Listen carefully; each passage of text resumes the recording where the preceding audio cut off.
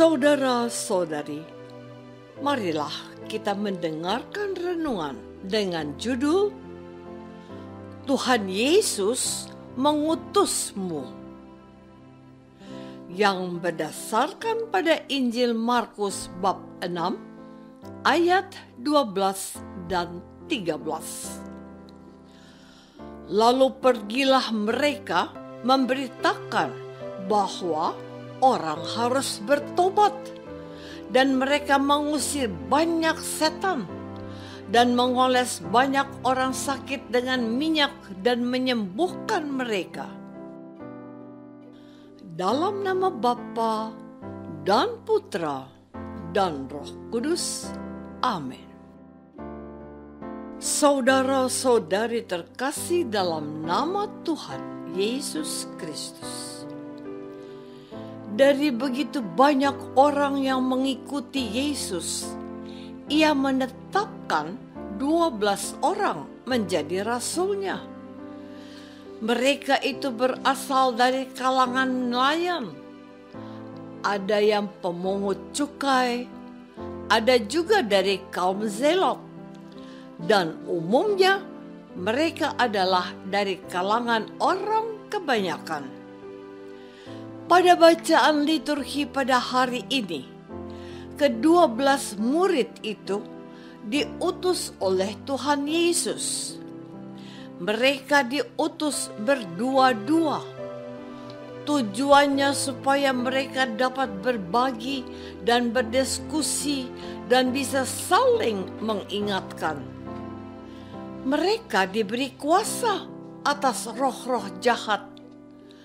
Kepada mereka diingatkan untuk tidak mengandalkan harta duniawi, melainkan mengandalkan penyertaan Yesus saja.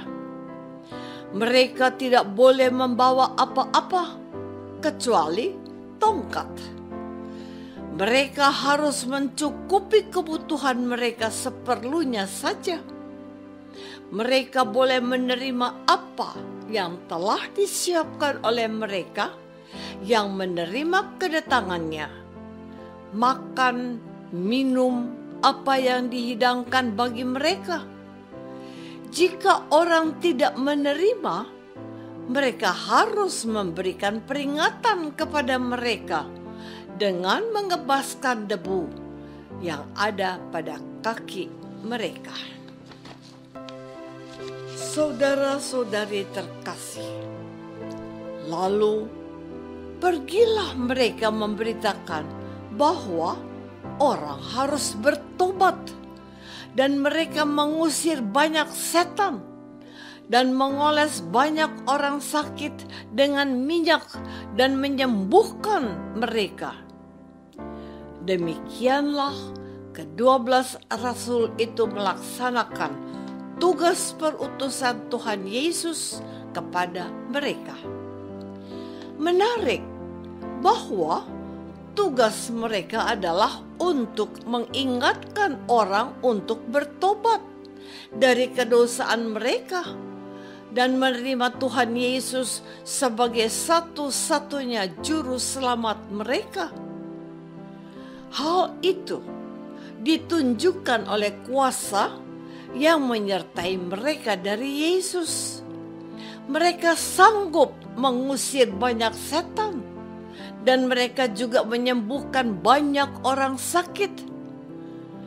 Inilah fakta yang dicatat oleh penginjil Markus, bahwa para murid Tuhan Yesus sanggup menghantar orang untuk bertobat dan menerima Injil yang mereka wartakan, dan bahwa mereka juga memiliki kuasa Yesus, sehingga mereka juga sanggup mengusir setan-setan. Mereka juga dapat menyembuhkan banyak orang sakit. Tuhan Yesuslah yang mengutus mereka berdua-dua untuk memberitakan Injil Kerajaan Allah, bahwa orang harus bertobat. Saudara-saudari terkasih, Sampai hari ini, ketika kita mendengarkan firman Yesus ini, Ia mengutus kita untuk mewartakan pertobatan kepada segala bangsa. Hal itu juga menjadi pesan terakhir Tuhan Yesus sebelum Ia terangkat ke surga.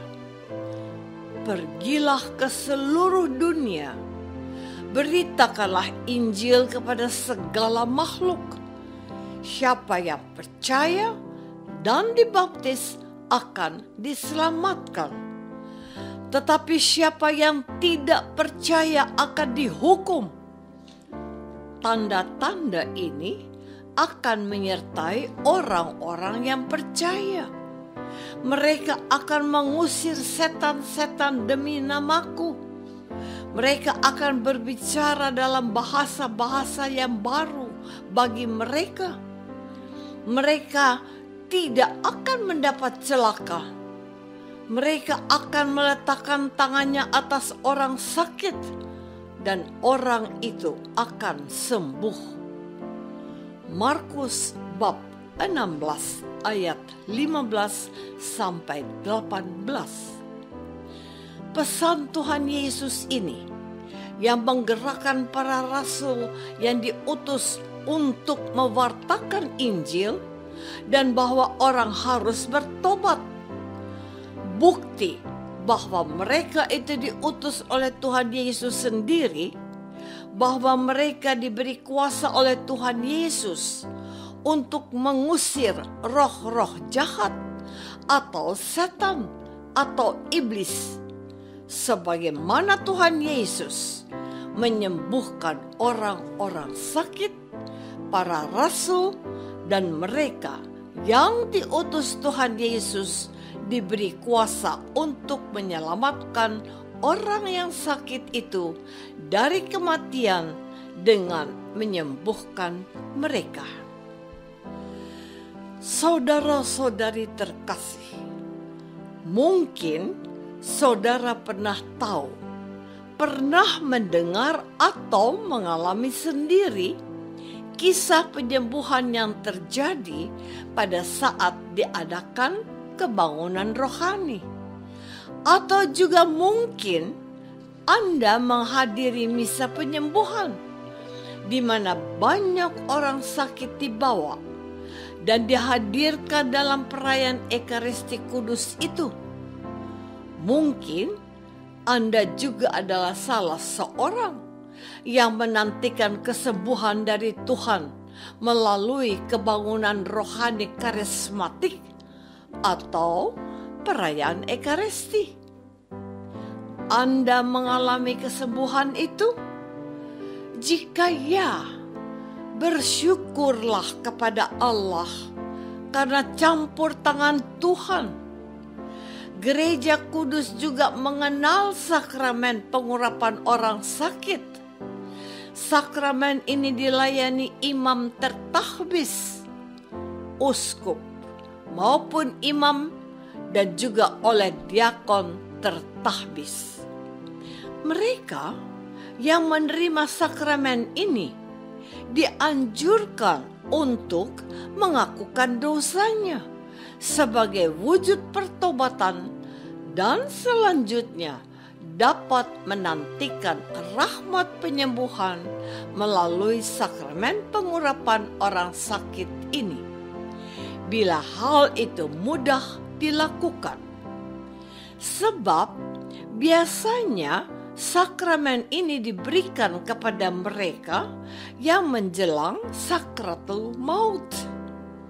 Melalui tangan imam dan pelayan gereja, karunia penyembuhan Tuhan dihadirkan.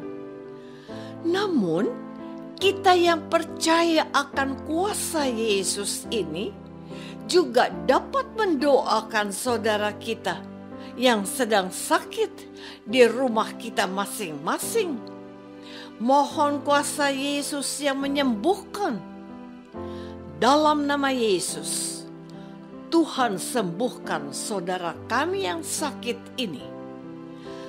Kalau engkau mempunyai iman sebesar biji sesawi, maka kuasa Tuhan pasti hadir.